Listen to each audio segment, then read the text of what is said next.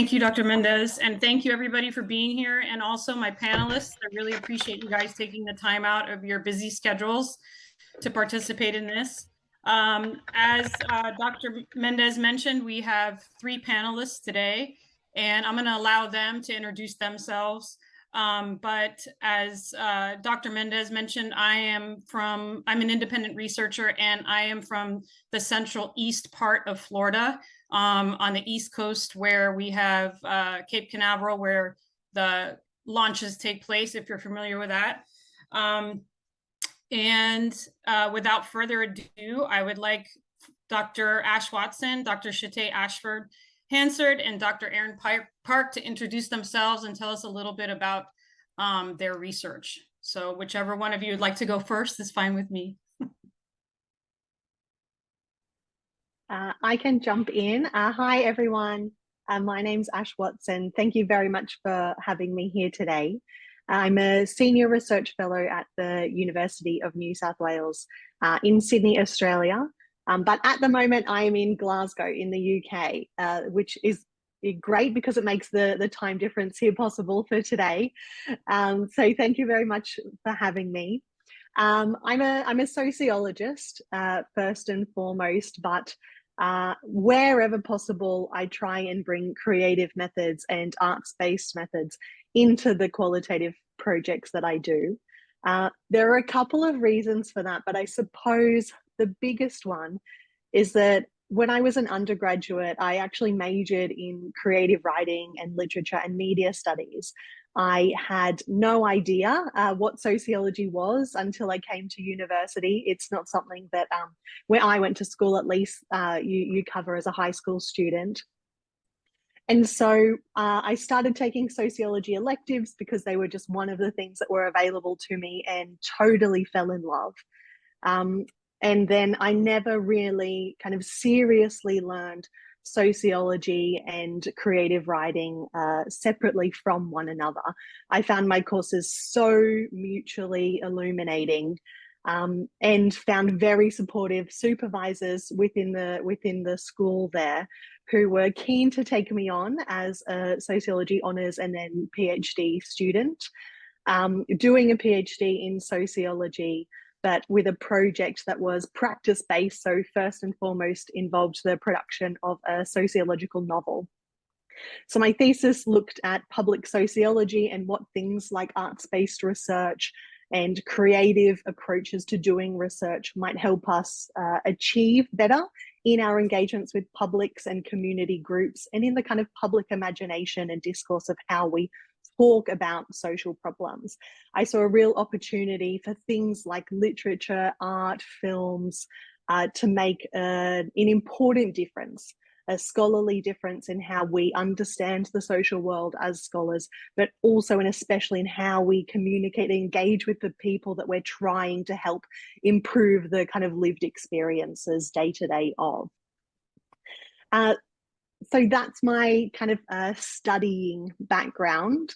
Since 2019, I have worked at the University of New South Wales, mostly in the digital sociology space. So I've worked across a couple of projects first as a postdoctoral researcher and now as a senior research fellow, basically looking at how people live with digital technologies today, what kinds of technologies are important to them, meaningful to them, and especially the kinds of social impacts that emerging technologies like artificial intelligence and automation are having on different population groups.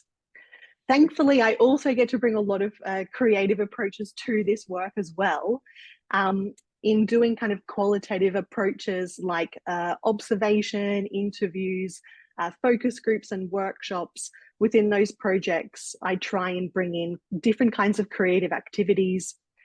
In one, we ask people to produce creative maps of their homes in order to understand and materialize people's relationship to personal data, which can be quite ephemeral and quite hard to pin down as a material thing in people's homes and everyday lives. And we found that making maps of those technologies and of the data that their personal technologies produce was a really nice way of materializing those things with participants. And in another project, kind of around the same topics, I worked with Professor Deborah Lupton, who I've worked for the past few years, using the story completion approach, where you present participants with the start of a story and ask them to fill out what happens next. In this project, we administered it online, kind of like a qualitative survey, but it's something that you can bring to in-person situations as well, like a group workshop or an interview. And all of the story stems that we used asked participants to reflect on different personal data privacy problems.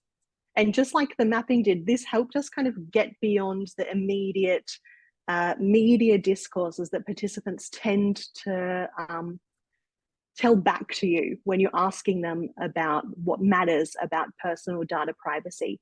So rather than having to draw on their own lived experience, perhaps their limited lived experience in things like having a data breach of their own information, it helped us explore the very potent and socially circulating affects that are connected to things like privacy and data privacy, how people feel about these, how they come up and complicate people's relationships without having to reflect on those things personally themselves.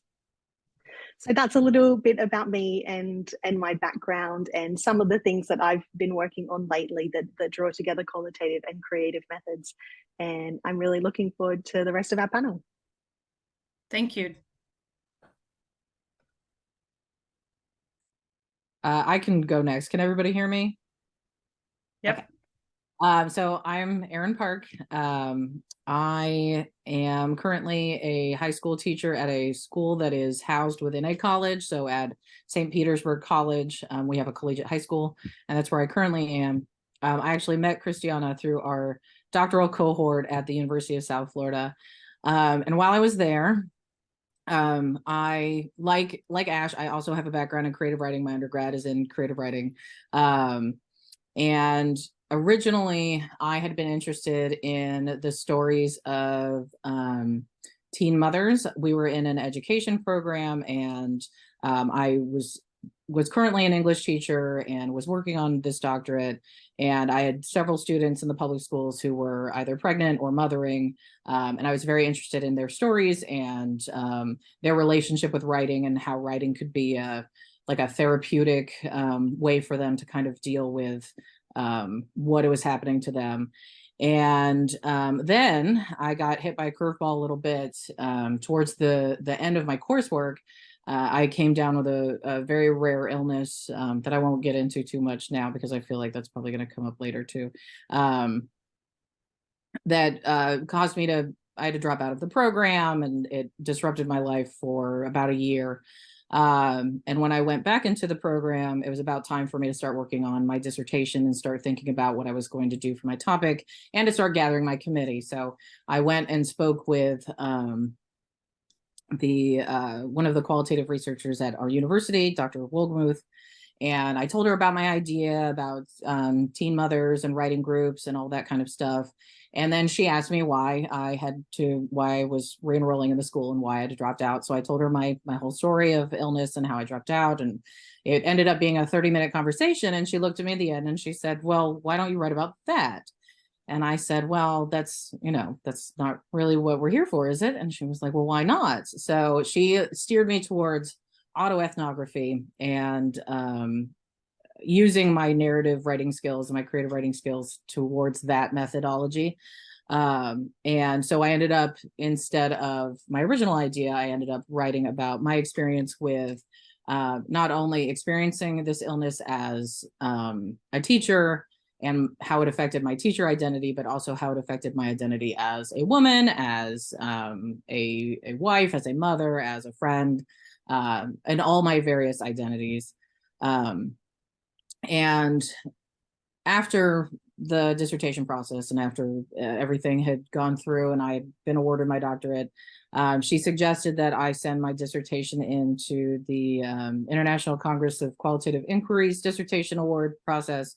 So I submitted it there, and it won for the traditional dissertation award. And so that kind of got me thinking that not only was this what I enjoyed doing, but it was also something that other people found value in as well. It wasn't just me that enjoyed doing it. And since then, I've had the opportunity to write articles based on my dissertation, one of which was published in the Qualitative report, and also tried to start working on turning it into a book-length memoir, which, you know, life gets in the way, so things happen. But it's something that I'm continuing to work on since I wrote the dissertation. And it's also something that's coming to help in my teaching, because not only do I return to it and talk about it with my high school students, but also the methodology that I use for writing memoir and for writing narratives in the autoethnographic way. I kind of use some of those techniques and those strategies with my high school creative writing classes. So that's pretty much me. Yes, not a problem. Thank you for the invitation. I'm excited to be a part of this. So a little bit more about me. I am currently an associate professor and department chair at Texas State University in the Department of Organization, Workforce, and Leadership Studies. I've been here since 2016 upon graduating from the University of South Florida.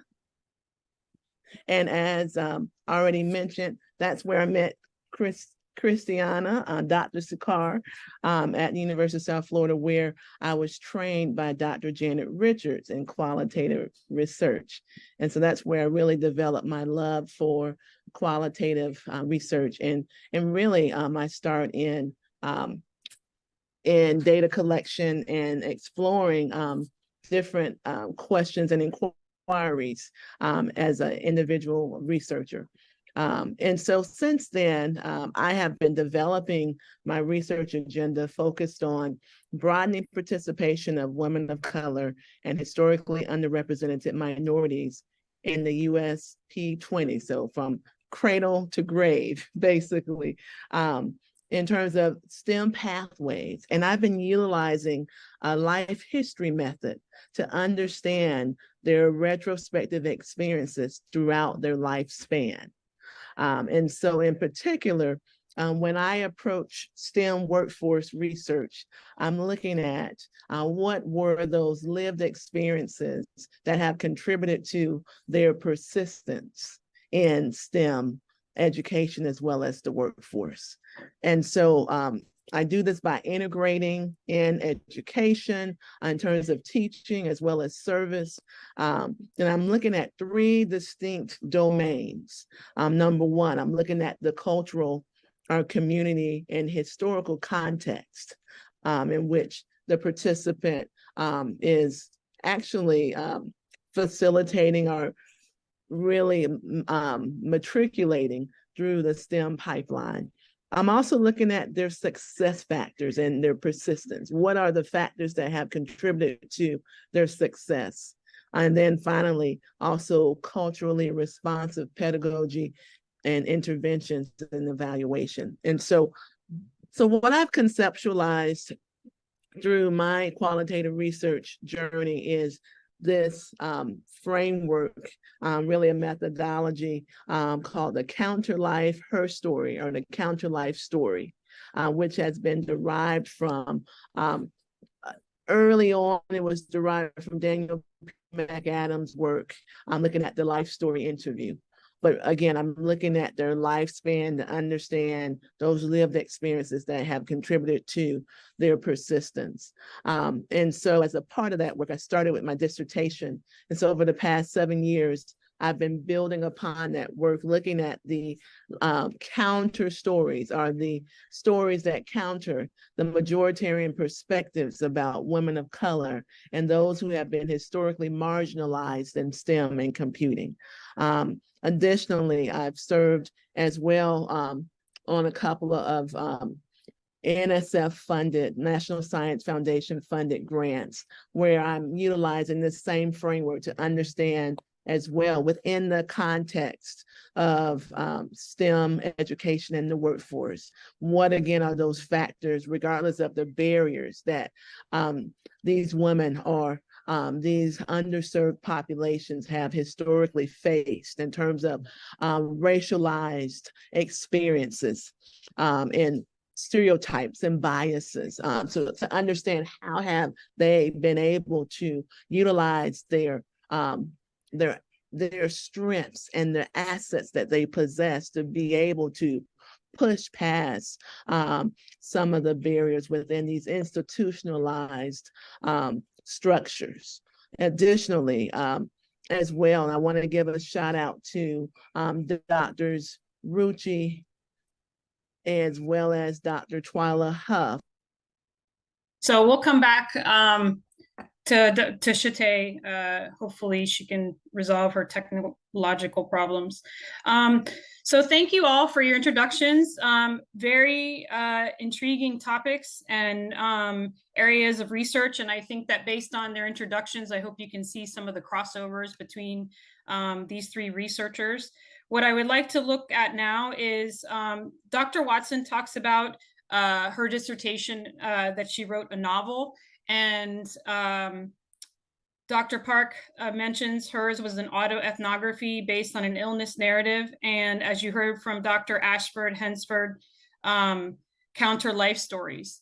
What I would like to ask the panelists is, could you give a little bit of information to the participants about how you arrived at your choice of qualitative research, such as the novel, and then how did you kind of gather that information? And what I'm trying to focus on is maybe for participants that are new to qualitative research, or still in the process of taking coursework, or in the process of beginning their dissertations, and they're sort of lost and maybe need some guidance.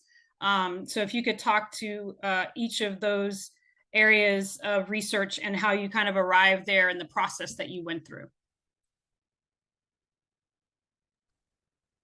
I can respond to that. Okay.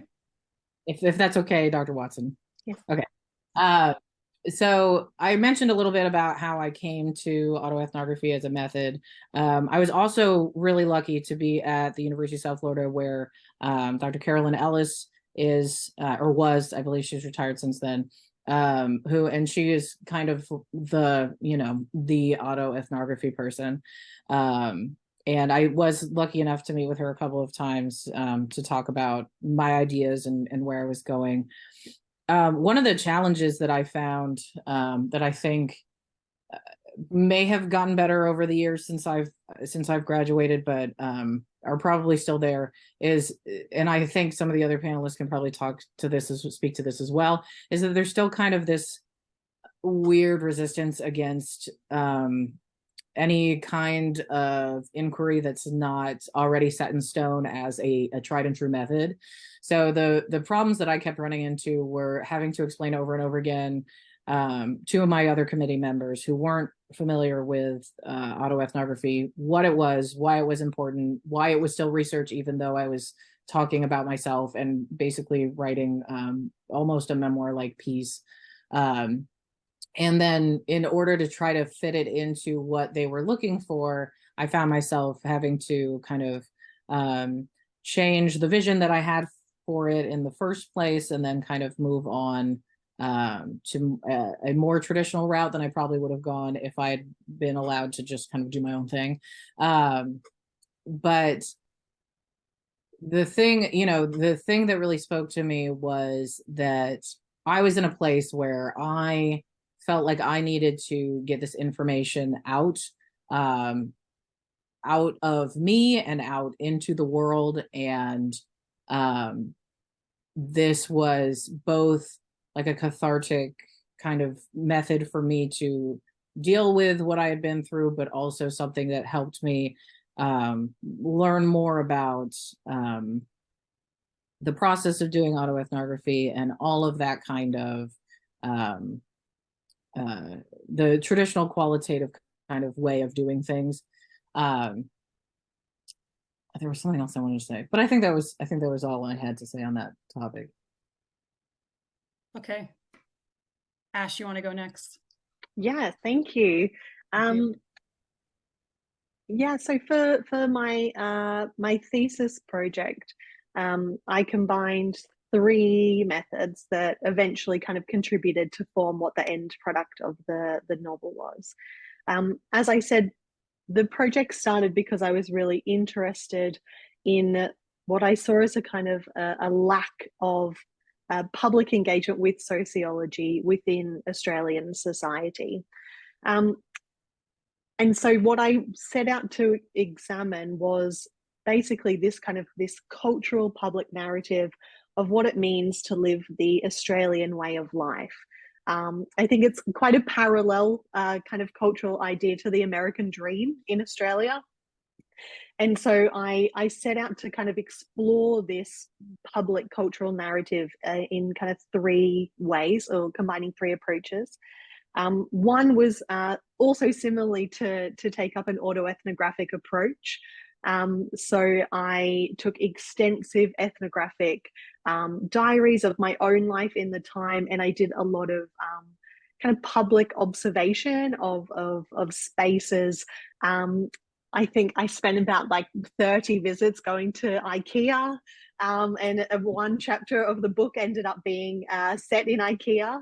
Kind of other places like that, you know, kind of places where people commuted, kind of a dining precinct, as well as the everyday spaces of my own life and the experiences I was having at the time.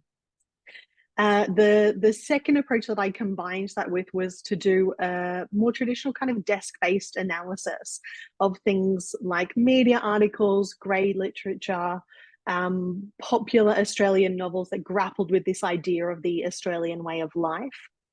And then the third approach that I used was an arts-based research practice, or fiction-based research practice of creative writing.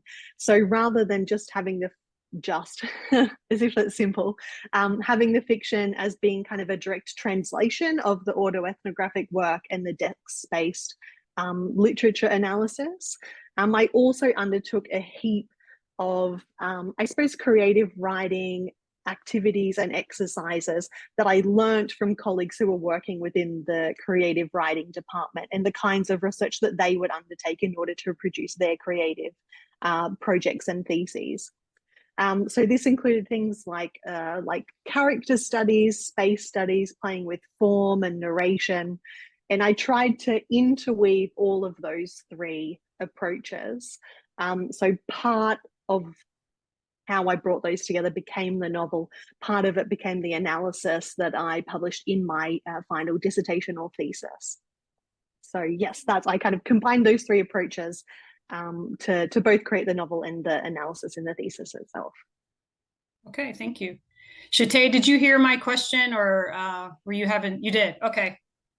I did, and my apologies about this. I'm presenting at a conference and the internet here doesn't seem to be that stable, but thank you again.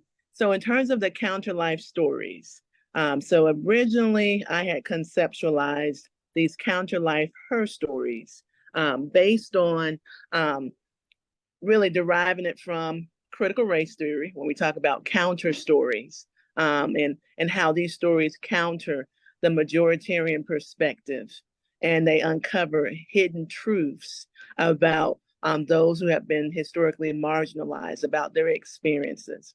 Additionally, when we look at her story, or what are her stories, so coming out of the womanist movement in theory, in terms of understanding from a feminist perspective, what are the stories of women, and using a feminine approach rather than masculine. And then also as well, looking at the epistemology of accepting stories as truth. And so I've also when I derived my conceptual framework, was an integrative conceptual framework for how I would interpret these stories. I was looking at Afrocentric feminist epistemology, which counters the masculinist approach, Eurocentric masculinist approach to truth and what's valid, and understanding that we want to first of all recognize that truth can be a very valid, someone's story can be a very valid form of truth, and using a form of caring in terms of even our ethical considerations of how we handle that truth, how we interpret the stories. And so in particular with the counter life, her stories, I was focused on in my dissertation 5 Black women who had attained the highest degrees in the computing discipline, or in a computing discipline. And I wanted to understand not just the individual story. Still following a narrative approach, but I wanted to understand their stories over a context of time. So that's why in particular, I drew from the life history method. And so that was very profound for me individually, because you're looking at someone who is a product of vocational education. Today, I have a PhD in career and workforce education because my guidance counselor told me in high school that I was not college material. And so my positionality around doing this type of research as well is because I have felt to some degree that I have been silenced. And my dissertation was the first attempt for me to unsilence my voice and to illuminate my own journey. And so also I have an undergraduate degree in computer science. And so that's also why I initially chose the computing discipline. But over time, I realized that these stories and this approach to the counter life, her story over a period of time could also be applied in a community context. And so I also began to explore within the local community where my institution is located, the stories of descendants of a historically African-American community, to understand their counter life stories. So men and women, to understand, in what ways have they persisted regardless, or basically and resisted oppression within their community in terms of slavery, in terms of environmental racism, in terms of being placed in a flood zone, and those types of things. And so I have utilized this methodology within the contexts of STEM, computing, and then also a community context as well. And then also I've coupled it as well with quantitative methods in terms of survey research, and understanding, and after conducting a survey or distributing a survey rather, to understand the factors that have influenced enrollment and persistence. The counter life story method has enabled us to be able to understand and bolster our understandings about those factors, in particular as it relates to community cultural wealth and the cultural capital that these individuals possess, that has encouraged them or really enabled them to resist oppressive institutions and environments as well. Okay, thank you. So now I have a couple questions sort of directed to each of you. So I'll start with Dr. Watson. In your dissertation, the book that you wrote, Into the Sea, you do an amazing job of kind of intertwining political, social, and emotional contexts. And I see that also in all 3 of your work, but specifically in focusing on the novel. When conducting qualitative research, you talked a little bit about how you gathered your research, but did you draft questions that you sought to answer? And then that's sort of how the novel evolved. And then those 3 themes evolved, or, how did you go about that process? Just to kind of give our listeners an idea of your process in qualitative research. Thank you. I'm really glad that you asked this question, because yes, at the start, that's exactly how I approached it.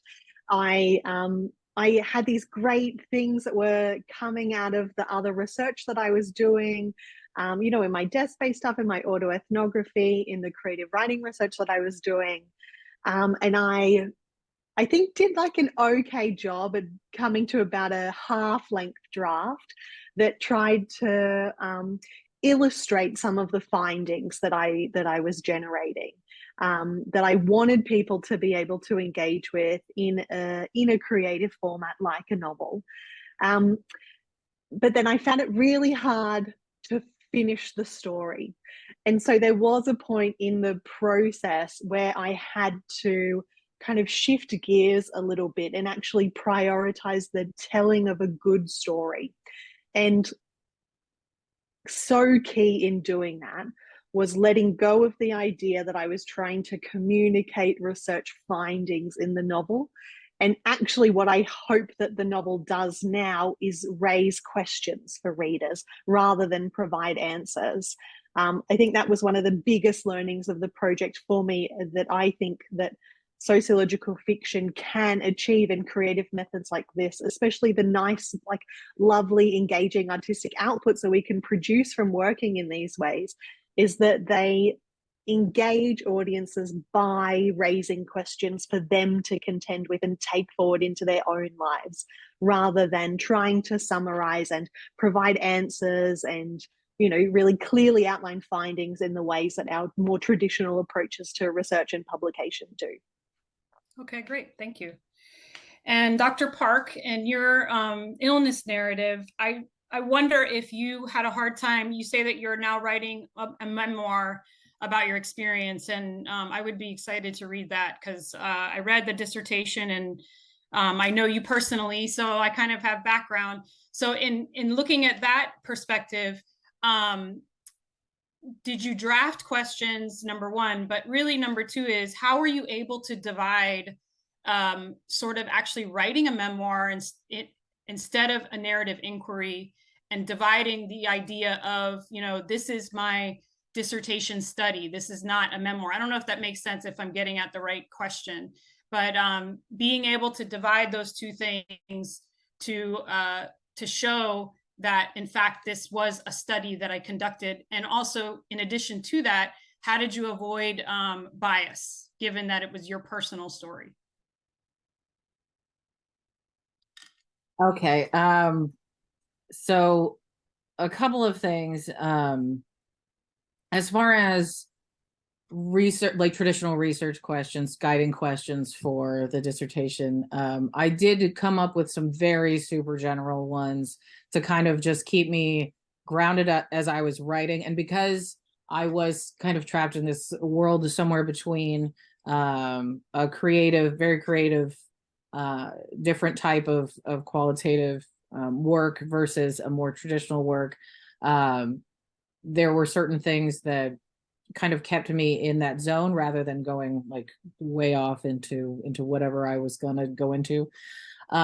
So I had some very general questions like, in what ways did my identity change as a result of this experience, and things like that. One of the other things that I did to make this more of a qualitative study and less of a memoir was I did involve participants, which was kind of an interesting hurdle to get through as far as like the IRB is concerned. They were very confused as to what I was trying to do. But I interviewed people that were close to me at the time, teachers that I worked with, my family members, my husband, my father, my best friends, and they became participants in a part of this as well. So being able to look at it from their perspectives brings in that idea of crystallization, of looking at it from all these different facets, and not just looking at it through my own experience. And one of the things that really kept me kind of moving in that direction was that because of the nature, I had encephalitis, which causes your brain to become inflamed, and there's a lot of confusion, and there's a lot of psychiatric, psychotic almost symptoms. And part of it is memory loss. So there was a lot of things of this experience that I did not experience myself, and I had to rely on those participants to kind of fill in the blanks. And this is a little bit of a side note, but my husband and I recently participated in a documentary about people who were suffering from the specific type of encephalitis that I had. And it's so interesting to talk about, you know, like, what is the truth and what really happened, because they asked him questions and then they asked me questions, and we were sitting next to each other, and they gave me specific instructions not to interrupt each other, both of us, neither of us to interrupt each other, just let each other speak. And as he was talking, I was just like, this is not how I remember things. This is not what happened. And then as I was speaking, he was like, I don't remember that happening. So when we're talking about this kind of research, there's almost kind of like a buffer zone you have to give to it as far as bias and as far as truth, because all of those different perspectives all make it into something new and different. And the term that keeps coming up in autoethnographic work is the idea of verisimilitude, of something having the seemingness of truth. So even if it's not precisely what happened, like Dr. Watson was talking about, making it a good story. And I found myself in that position a lot of times when I was writing it, was that, you know, this is an ongoing thing. This is not something that's just going to end when my dissertation is due. This is not something that's going to end when I'm done writing this piece. This is something that's going to continue to affect me and to affect who I am and affect how I react to things throughout my life. So how do I make this into this, you know, nice little package that I can, you know, then deliver and call it a day?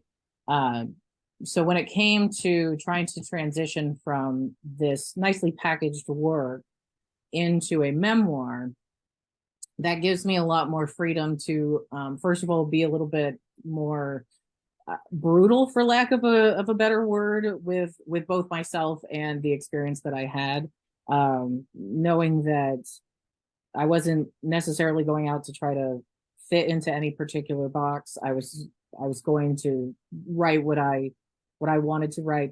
And also, because when I was writing the dissertation, I had these guiding research questions kind of looming over my head, with the knowledge that eventually I would have to present, okay, well, what are the answers to these questions, and how do I have the data? How did I analyze the data of this narrative to show that I have answered these questions? That kind of kept what went into that narrative very specific and very prescriptive almost. And though I wrote about my experience and how I felt about my experience, and I didn't write it in a clinical way, I wrote it in a very, you know, memoir-esque kind of fashion. It was specifically to meet these certain criteria. So when I go and I move on and I start to write it as a memoir, then I don't worry about things like bias. I don't worry about verisimilitude. I don't care about what my husband's experience of it was, what anybody else's experience of it was. I'm only focused on me and my personal feelings and my personal experience. Great, thank you. So the first two panelists talked sort of that idea of how they arrived at their qualitative research study, and sort of giving you a perspective of drafting questions, how they arrived at their participants, etc. So Dr. Shetay Ashford-Hanserd, the fact that your counter stories are your participants. So in looking at that, of course, you kind of gave us an idea about how you draft your questions and what you're studying, and you've continued that throughout your career, the same subject area and themes. But my question to you is, how do you either include or exclude the political aspects and or social and emotional aspects of the counter stories that you're gathering? And I'm not saying you should include them or exclude them. How do you kind of muddle through that as you're gathering the information, or do you not and look at it later? And I'll let you speak to that. That's a great question. First of all, you know, I mentioned ethical considerations. And so, how we may share within our protocols that I will only minimally edit their stories. I hold true to that. And so I want to capture what they've said. And so my research question is very plain and simple. What are the counter life stories or counter life her stories? And so of the participants in the particular context. So I want to know what those stories are. And I'm very careful to not be leading in any way to try to understand. In particular, I'm looking at persistence and the factors that have influenced that. I want to follow more of that traditional approach of keeping it open-ended and let them share with me how they feel and their experiences, and let the conversation as well naturally evolve. So how I bring it out in terms of, first of all, I don't edit out what they've said, but also the method, the frameworks, the frameworks that undergird my studies in terms of, I mentioned the epistemology, the epistemological approach, but also those integrative frameworks, theoretical frameworks that help me interpret their stories. And so I've derived, initially, I focused a lot on critical race theory and in terms of the presence of racism, permanence of racism, as well as we look at counter stories. And that's primarily where that protocol comes from. Also, looking at interest convergence. And so when I look at the context of STEM workforce, and over in different countries, I recognize I'm talking to an international audience. So when I look at vocational education in other countries and the notion of developing pathways into a particular discipline, I want to understand the political, the social context. And so oftentimes we can utilize theoretical frameworks to help us interpret what's being said. Because also we recognize that sometimes our participants may do code switching, or they may not feel like they have permission to share how they really feel.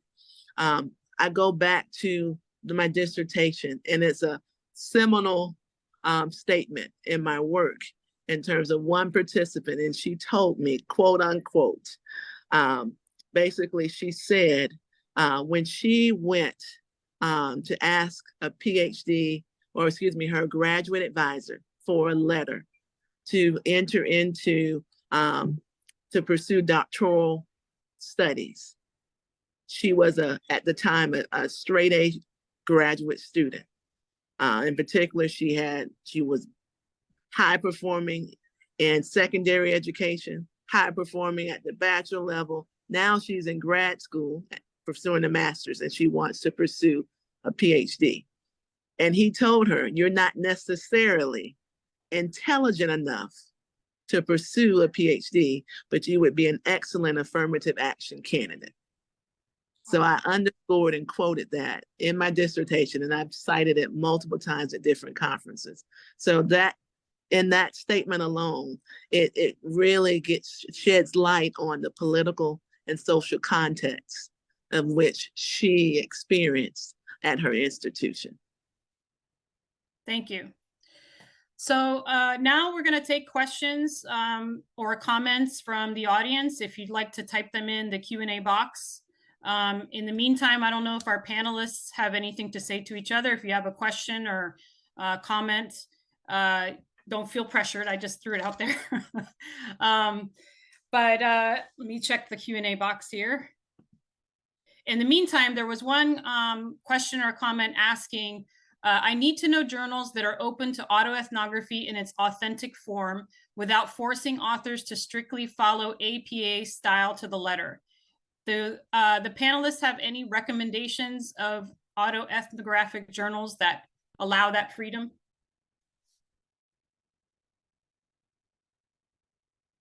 I can't hear. Oh, you don't? Okay.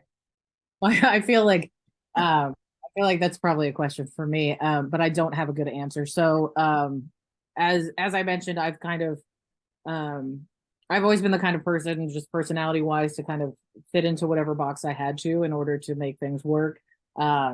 So there's the only advice I have on that is that there's a group, if you are on Facebook, there's a group called Critical Ethnography, Autoethnography.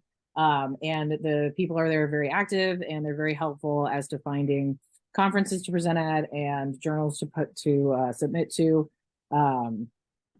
But this is one of the reasons I took a break from academia, is that I just, I couldn't find where I really fit in terms of that kind of research. That's a good point, Erin. Yeah, and that kind of is what leads you into the idea of writing a memoir, because you have that freedom to be able to do what you want. And Ash, the book that you wrote, without knowing that you were writing it for your dissertation, you would have never known it. To me, it was just a novel, and it really informed me about everything you said with regards to, being an Australian and living in that time. And the main character really does an amazing job of pulling you in, being an American and not being too familiar with Australia. I felt like I was in line with the character, and I could think what she was thinking and understand the conflicts that she was facing. And let's see if we have any more questions. So Erin, I don't know if you want to talk a little bit about, is there a difference in doing a narrative or autoethnographic study as an illness narrative? Is there something different or outside the box than doing what we would teach, a mainstream narrative? Like, for example, for my dissertation, my participants were just teachers. I didn't really focus in on one particular aspect like you did with regards to illness. Is there something separate and above that you had to look at to have a better understanding? Well, I looked at a lot. I actually, when I was doing my research, I found a lot of people who had gone through not the same experience, but similar experiences. And I ended up leaning really heavily on one other woman's dissertation about, she had been diagnosed with breast cancer during her master's thesis work. And we rely on the researchers that go before us to kind of, help us see where we're going. And the other thing that was very helpful was, as I mentioned, looking at Carolyn Ellis's work, and she does talk a lot about illness, not hers, but her first husband, I believe. It's been a long time. Having that as part of the literature review, and having that as part of the research that kind of guided my own research was kind of, I looked at things in kind of buckets. So I had my illness bucket and how illness affects us, not just in identity, but in other ways as well. Then I had my identity bucket and different theories on identity, and I ended up focusing on John Gee's theory of identity, and the different types of identity. And then I had my teacher bucket and what is education. And the amount of things that, overlapped within these different buckets was really interesting to me. But there was quite a bit about teacher illness. And the other thing that I wanted to do was while this illness was the main crux of my experience and the crux of my what I was talking about, I wanted to make sure that it wasn't the main thing. I didn't want to become like that woman who was sick, and that's what the story is about. So being able to focus more on identity was more important to me than focusing on just the illness, but being able to see all the work that other people had done in similar veins was very important in the whole process. Okay, great. And Shetay, some of your more recent work has been the reimagining stories. Specifically, I saw your TED Talk that you did for Reimagining Dunbar.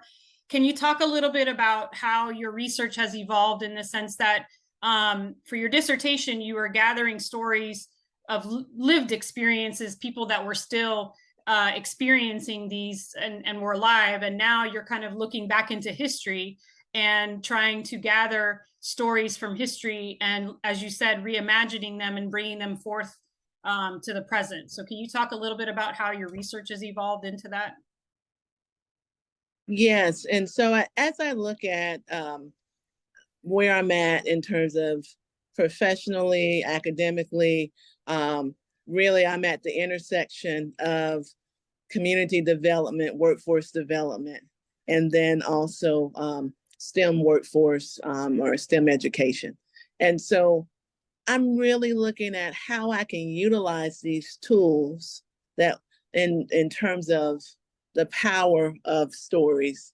And I think about that with each one of the panelists and the powerful stories that you've shared through your books, and how we can utilize those as tools to affect change,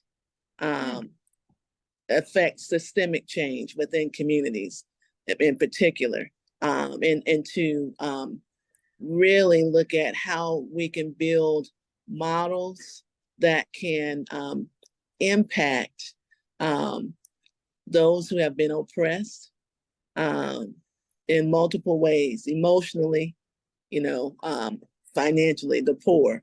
And so that's where I'm at in terms of being able to, and I know within qualitative research, we're not so much focused on generalizability, and if our stories are generalizable, but we can begin to see saturation in terms of, do we begin to see the same themes across our stories in different contexts as well. And I'm beginning to see some of the same themes. And so I believe that we can begin, and stories, I believe, are even more impactful than quantitative metrics. I think we all believe that, being here in this space. And so how can we utilize these tools as resources to impact change in our communities? Thank you. And Dr. Watson, can you talk a little bit about your transgression now more into the digital side, and how you've seen sort of your research evolve where you are today? Yes, so I guess the common thread that has taken me into the more digital sociology space is, especially in the work that I'm doing now around emerging technologies like AI, there is such a generative gap between what actually exists and the hype of what is about to come.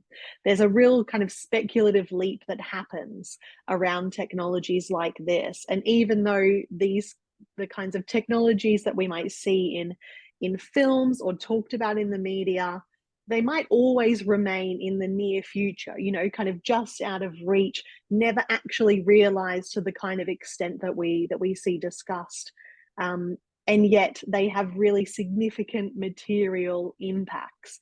These visions of the future put us on very particular kinds of tracks. They direct investment into very particular kinds of spaces and away from other things.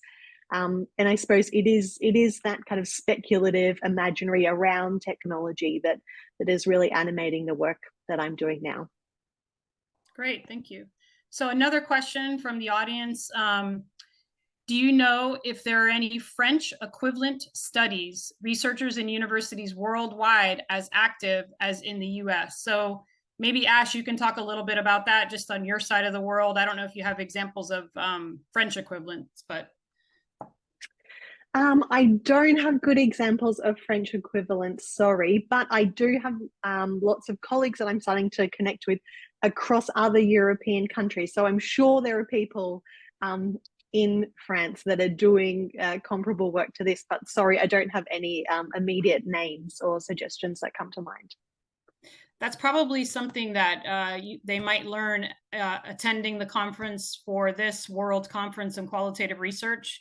You might be able to figure that one out, because if you have not attended the World Conference on Qualitative Research, it's quite a diverse group of people, whether you do it online or in person, and some of those questions might be able to be answered there. Sure. Thank you, Anna. Thanks so much, Sonia. Yes, and so I realized I'd raised my hand before, but I wasn't sure if you were taking live questions or not. So in short, so first of all, thank y'all so much. This is so inspiring to hear, hopeful, and clearly we have further to go. So I'm a full professor out in Norway, and before that I worked for the last 8 years in Kazakhstan and have connected with the qualitative research conferences in various places, and really what I'm hearing here is directions forward, right? That y'all are so based in the theory that you're drawing from, and then moving forward, that's where I can feel so inspired, and where also the questions, questions that I regularly get are about how do I find that theory? How do I develop the theoretical framework, right? How do I keep moving? And I have, I have examples, and I've written about this, and my work centers on equity and inclusion, and through the arts, right? Arts-based research. This is what I write about. So y'all are speaking my language. And I would love to also hear other, if you have, meaningful or exciting ways in which you found the theory. And I guess just as a side note to an earlier question about finding journals, thank you, Erin, for mentioning, I know that this Facebook group, it's awesome.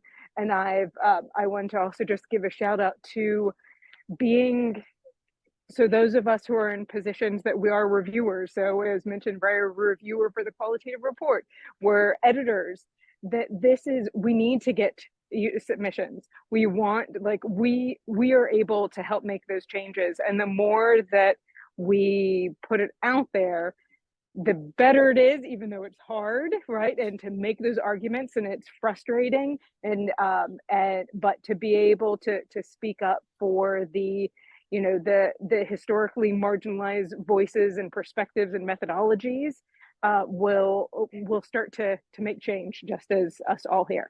So anyway, thank y'all for your work, and any insights about theoretical frameworks would love to hear. Thank you. Anyone want to touch on that, Ash? Yeah, I can jump in quickly. Thanks so much for your question and your enthusiasm, Anna. A lot of the theory that I've been learning about at the moment is around kind of more than human theory and socio-materialism. So kind of decentering, well, still attending to very kind of humanistic problems, communities that really can benefit from critical sociological, social research, that works to make change at these systemic social levels. Slightly decentering the traditional Western idea of the human in the ways that we theorize social problems in places, in environments, with things that aren't just people, I think is a really, really rich area of conceptual work that I'm really enjoying at the moment. Thank you. So we have 2 more quick questions. If we could take those in a matter of a couple minutes, that would be great. Does anyone know people who are doing arts-based work for industry and service-based institutions like NGOs? Shetay, I don't know, have you been able to hook up any of your work to any service-based institutions? Or does anybody else in the audience have experience with that? Not externally, but I have started a nonprofit where I'm doing service-based work in conjunction with my university and nonprofit as well. I'm happy to talk more about that offline. Okay. So you can either talk somebody can put it in the chat box to talk to Shetay, or offline. You can get a hold of her if you don't know how to get a hold of her, I'll give you the information. Is that okay, Shetay? Perfect. Okay. And the second question is, what do you do to emphasize and communicate the rigor and trustworthiness of your research to journals and potential funding agencies? Shetay, you can take that if you want, if you have a quick answer to it, or is that a loaded question? No. So one strategy is to partner with quantitative colleagues as well, and add in a survey component. That's one strategy. But in terms of the rigor of your qualitative methods alone, member checking, ensuring that you have a way to also do intercoder reliability as well. And so you want to ensure that you are addressing any concerns around the trustworthiness of your data, and by including those also ethical considerations as well, are things that I've included in grant applications. Thank you. And Ash and Erin, do you have anything else to add to that or in general before we wrap it up? Just to reiterate what Shetay said about making sure if you're trying to publish in those types of traditional journals, just making sure you are checking all those boxes and using trying to like almost quantify your qualitative research a little bit to make it more what they're looking for. I have found that, you know, journals that are out there like the Qualitative report, that are on the more kind of traditional end of qualitative research, are more open to different types of research, but they still want everything to be kind of, you know, put into its little box. So just making sure that you're checking and doing that. Okay. Anything else from our panelists before we wrap it up? Well, I want to thank everybody for attending. I want to thank the panel discussion. It was a great discussion. I think we could probably delve deeper into your work and still not finish. Very interesting areas of research. And I urge everybody that listens to this panel to delve into these three panelists' works, because they are very different, but they are very similar to each other. And there's a lot of deep, rich human experience that one pulls out of it just for their own benefit. And also learning about, you know, sort of what's going on in the world.